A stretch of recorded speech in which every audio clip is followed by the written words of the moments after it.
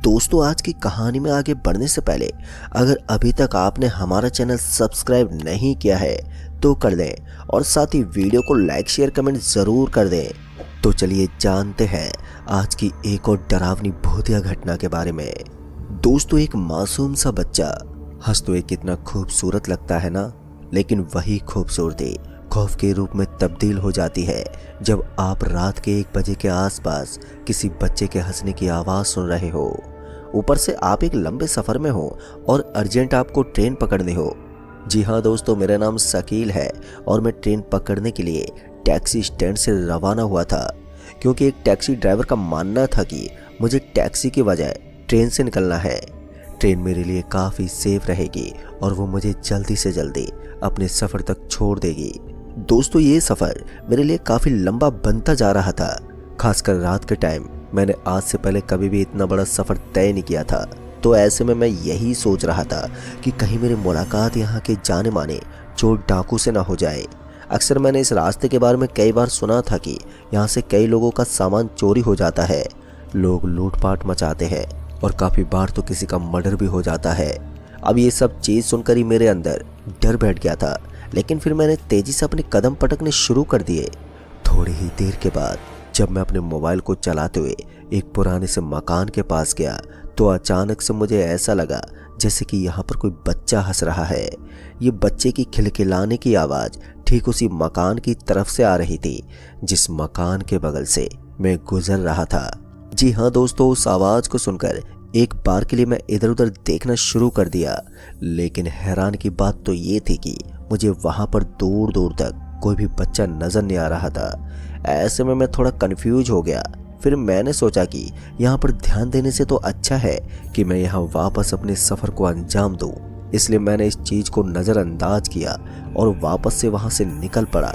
हालांकि एक चीज़ तो साफ हो गई थी कि या तो कोई मेरा सामान लूटने के लिए मुझे पागल बनाने वाला है या फिर मेरे साथ कोई भयानक घटना घटने वाली है। ऐसे में मैंने जितना जल्दी हो सके उतना जल्दी स्टेशन की तरफ कदम बढ़ाने शुरू कर दिए, मगर मुझे क्या मालूम था कि जिस स्टेशन की तरफ मैं निकल रहा हूँ वास्तव में वो स्टेशन एक स्टेशन है ही नहीं, वो एक उलझी हुई दास्तान है जहाँ तक पहुँचते पहुँचते मैं अपनी मौत से खेल लूँगा। मगर इस समय इस चीज़ से अनजान मैं किसी मुसाफिर की तरह स्टेशन को अपनी मंजिल मानकर भटकता जा रहा था। सच कहूँ तो मैंने आज से पहले इस तरह के डरावने रास्ते को नहीं देखा था। रास्ते के दोनों तरफ मुझे सिर्फ और सिर्फ अंधेरा ही पसरा हुआ नजर आ रहा था। आसपास में एक भी लाइट नहीं थी। ऐसे में एक बात और भी साफ हो रही थी कि यहाँ पर किसी भी चोर डाकू के लिए चोरी डकैती करना बहुत आसान काम है। ना तो यहाँ पर कोई लाइट की सुविधा थी और ना ही किसी ने सीसीटीवी कैमरे का इस्तेमाल किया हुआ था। ऐसे में यहाँ पर चोरी वगैरह होना तो एक आम बात थी। मैंने भी अपना सामान टाइट पकड़ा हुआ था कि कहीं कोई मेरे ऊपर अटैक करके सामान ना ले जाए। मैं बस भगवान से यही विनती कर रहा था कि मुझे भगवान डकैती से बचाए रखे। यूं ही भटकते भटकते मैं सड़क के एक ऐसे छोर पर पहुंच गया था जहां दोनों तरफ मुझे 2 पुरानी फैक्ट्रियां दिखाई पड़ रही थी। उन फैक्ट्री को देखकर ऐसा लग रहा था कि उन्हें बहुत ही नुकसान झेलना पड़ा है और वो कई साल पहले ही बंद हो चुकी है। उनके दरवाजे टूटे हुए थे, लेकिन उनके अंदर एक अजीब सा सन्नाटा था। एक अजीब सा एहसास करने के बाद मुझे ये महसूस हुआ कि सच में इस तरह की जगह मैंने पहली बार देखी है जहां मैं अपनी सांस लेने की आवाज़ तक सुन सकता हूं। वहां की खामोशी ये बयां कर रही थी कि स्टेशन पहेलियों से उलझा पड़ा है। अब तक पैदल चलते चलते मेरे पैरों ने भी जवाब देना शुरू कर दिया था। ऐसे में मैं सड़क के बगल में पड़े हुए एक पत्थर पर जाकर बैठ गया और थोड़ी देर के लिए आराम करने लगा। मैं इधर उधर देख रहा था कि कहीं कोई साधन मिल जाए तो स्टेशन तक तो छोड़ ही सकता है, लेकिन मेरी तो किस्मत ही बेकार थी। ना तो मुझे अब तक कोई साधन मिला था और जब टैक्सी ड्राइवर से टैक्सी स्टैंड पर बात हुई तो उसने भी मुझे ये कहकर यहाँ भेज दिया था कि टैक्सी में सफ़र करना बहुत महंगा पड़ जाएगा। महंगाई का नाम सुनते ही वैसे भी मुझे चक्कर से आने लगते हैं। ऐसे में मैंने ट्रेन में जाना ही बेहतर समझा था। हालांकि जाते वक्त उसने मुझे ये भी कहा था कि आपको नए वाले स्टेशन पर जाना है और रास्ते के मुताबिक मैं एकदम सही चल रहा था। लेकिन इस जगह को देखकर तो ऐसा लग रहा था कि मैं नए स्टेशन की बजाय किसी बहुत ही पुराने स्टेशन पर आ गया हूँ, ये कोई ऐसा स्टेशन है जहाँ से ट्रेन पकड़ते पकड़ते मुझे तो पूरी रात बीत जाएगी। फिर अचानक ही मुझे सामने की तरफ एक बोर्ड दिखा और जैसे मैंने उस बोर्ड को देखा तो मैंने पाया कि वो स्टेशन का ही बोर्ड था। लेकिन अजीब बात तो ये थी कि बीच बीच में मुझे अचानक ही किसी बच्चे के हंसने की आवाज़ सुनाई देने लगती। वैसे तो बच्चे के हंसने की आवाज़ बड़ी ही मधुर होती है, लेकिन जब रात को आप अकेले में हो और आप किसी बच्चे को नहीं जानते तो फिर यह आवाज़ आपके लिए श्राप बन जाती है। मेरा भी इस जगह पर दम घुटने लगा था। मुझे ऐसा लग रहा था कि ये तो यहाँ पर किसी ने मुझे भटकाने के लिए इस तरह का गंदा कारनामा किया है, या फिर यहाँ पर कोई अजीब व गरीब ताकत है। आसान शब्दों में कहा जाए तो यह किसी भूत प्रेत का वास भी हो सकता है। ऐसे ही सोचते सोचते मैंने जल्दी जल्दी से उस स्टेशन की तरफ बढ़ना शुरू कर दिया। लगभग 10 से 12 मिनट बीतने के बाद अब मैं उस स्टेशन पर पहुंच गया था, और जैसे ही मैं स्टेशन पर पहुंचा तो मैंने देखा कि ये स्टेशन कहीं से भी नया नहीं लग रहा था। इसको देखकर ऐसा लग रहा था कि ये एकदम पुराना स्टेशन है, और इस स्टेशन पर मौजूद सारे बैठने वाली कुर्सियां भी टूट चुकी थी। एक तो पत्थर की बैठने की सीट बनाई गई थी, वो भी काफ़ी टूटी फूटी लग रही थी। साथ ही स्टेशन के दूर दूर तक मुझे कोई भी नज़र नहीं आ रहा था। ऊपर से जब मैं टिकट काउंटर की तरफ गया तो वहाँ भी मुझे सब कुछ एकदम बंद नज़र आ रहा था। ऐसे में मैं समझ गया कि मैं नए स्टेशन पर नहीं बल्कि किसी पुराने स्टेशन पर आ गया हूँ। और फिर तभी मैंने अपना मोबाइल निकाला और उसमें कुछ सर्च करने लगा। जैसे मैंने मैप लगाकर सर्च करने की कोशिश की तो मैंने देखा कि यहाँ पर मैप भी काम नहीं कर रहा था। मैप देखने पर ऐसा लग रहा था कि मैं किसी समुद्र के बीच में हूँ और दूर दूर तक मुझे सिर्फ खाली जगह ही नजर आ रही है। यानी कि ये एक ऐसी जगह थी जहाँ मेरी कोई भी होशियारी काम नहीं आने वाली थी। मैंने वहाँ पर थोड़ी देर रुकने का फैसला किया। अक्सर ऐसा होता है कि जब हम किसी ट्रेन स्टेशन पर टिकट काउंटर वाले का इंतज़ार करते हैं तो वो वहाँ वापस लौट आता है। ऐसे में मुझे लगा कि अगर इस स्टेशन पर कोई आता भी है तो टिकट काउंटर पर बैठने वाला आदमी जल्दी ही मुझे वहाँ नज़र आ जाएगा। इसलिए मैं 5 मिनट के लिए वहीं पर बैठा रहा। फिर जब मैंने वापस से टिकट काउंटर की तरफ ध्यान दिया तो इस बार मैंने देखा कि टिकट काउंटर के ऊपर मुझे कोई नज़र आने लगा था।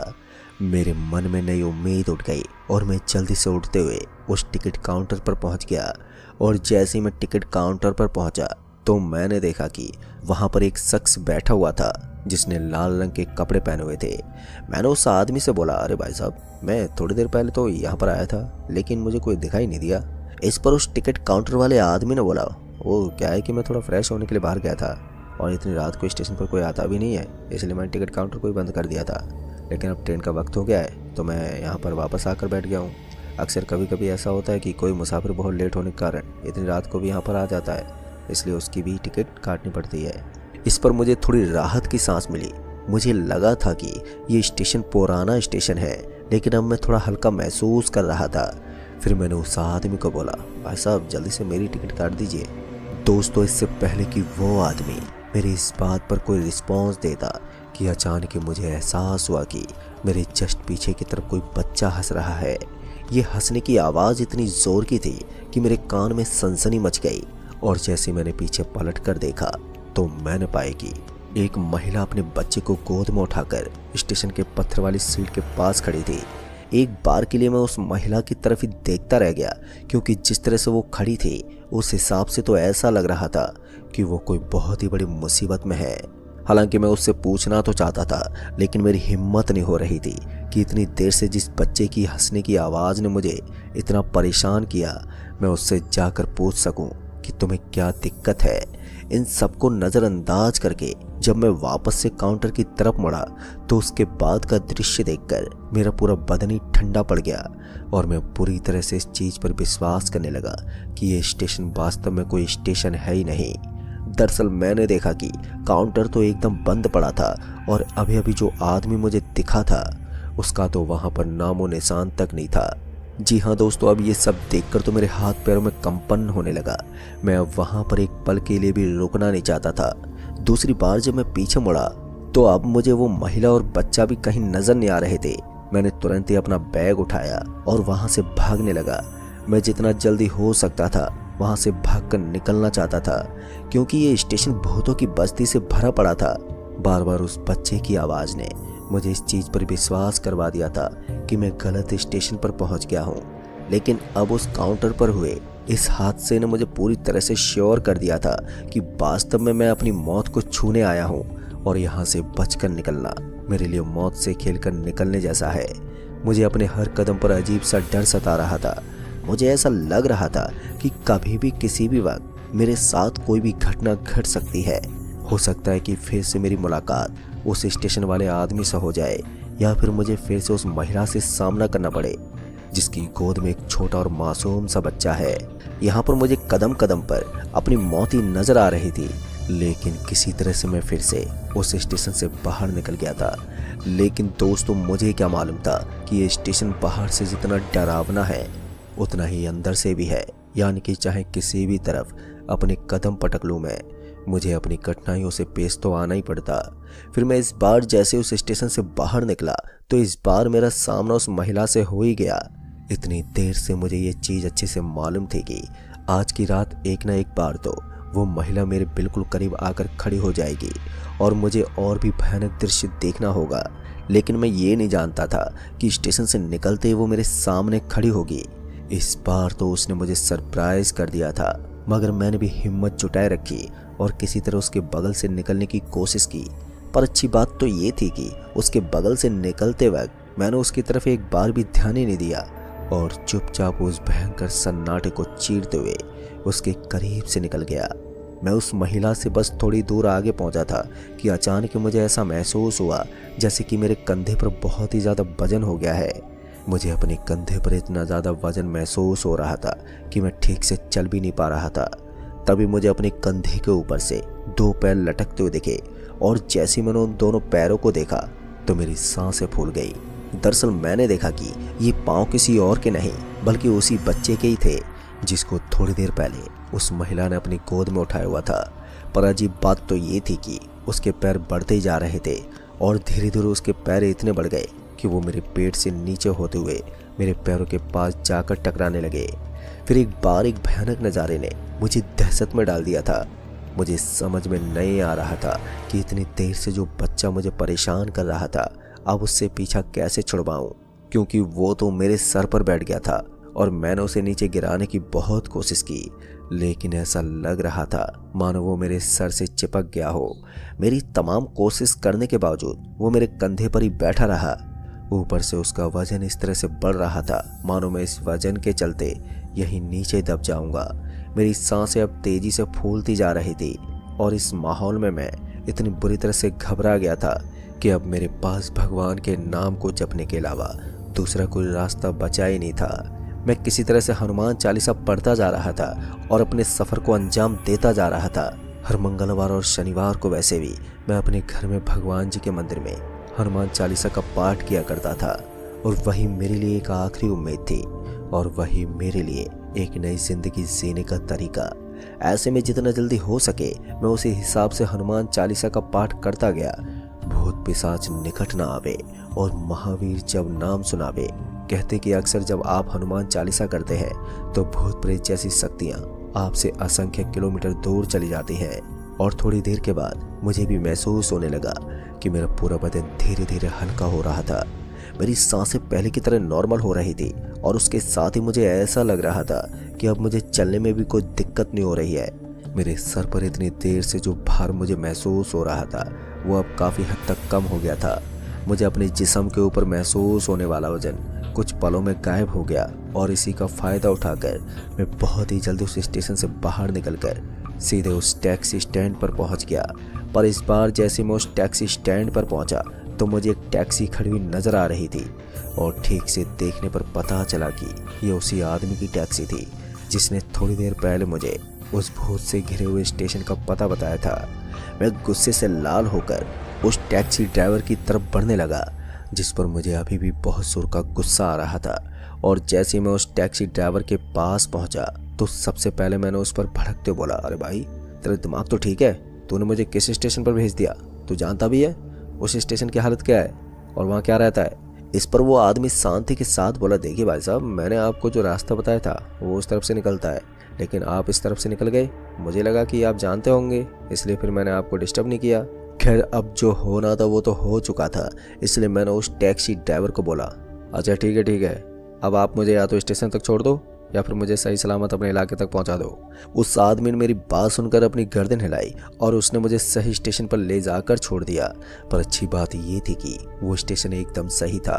फिर मैंने उस टैक्सी ड्राइवर से भी पूछा कि उस स्टेशन की हकीकत क्या बयां करती है, तो उसने भी मुझे बताया कि वो सिर्फ इतना जानता है कि वो स्टेशन हॉन्टेड है और वहाँ रात को एक औरत और एक बच्चा नजर आता है। कहते कि वो दोनों माँ बेटे सालों से उस स्टेशन पर भटक रहे हैं, पर आगे की कहानी कोई नहीं जानता कि आखिर इसका रहस्य क्या है। तो दोस्तों इस कहानी में बस इतना ही।